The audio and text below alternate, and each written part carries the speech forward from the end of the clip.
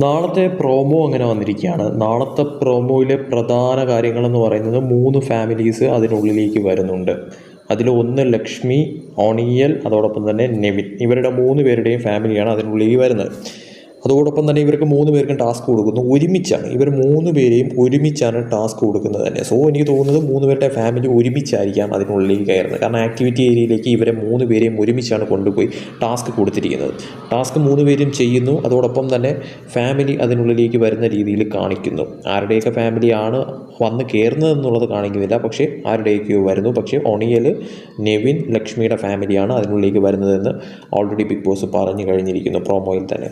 അതോടൊപ്പം തന്നെ മറ്റൊരു കാര്യമെന്ന് പറയുന്നത്, ലക്ഷ്മിയുടെ ഫാമിലിയിൽ ലക്ഷ്മിയുടെ മകനെ കാണാനായിട്ട് ലക്ഷ്മിക്ക് പറ്റുമോ എന്നുള്ള ഒരു കാര്യം കൂടി അവിടെ നിലനിൽക്കുന്നുണ്ട്. കാരണം ലക്ഷ്മി കാത്തിരിക്കുന്നത് ലക്ഷ്മിയുടെ മകനെ കാണാൻ. പക്ഷേ ലക്ഷ്മിയുടെ മകനെ ബിഗ് ബോസ് ഹൗസിനുള്ളിലേക്ക് കയറ്റി വിട്ടില്ല എന്നൊക്കെ തരത്തിലുള്ള കാര്യങ്ങളൊക്കെ തന്നെ ഇപ്പോൾ സോഷ്യൽ മീഡിയയിൽ സ്പ്രെഡ് ആവുന്നുണ്ട്.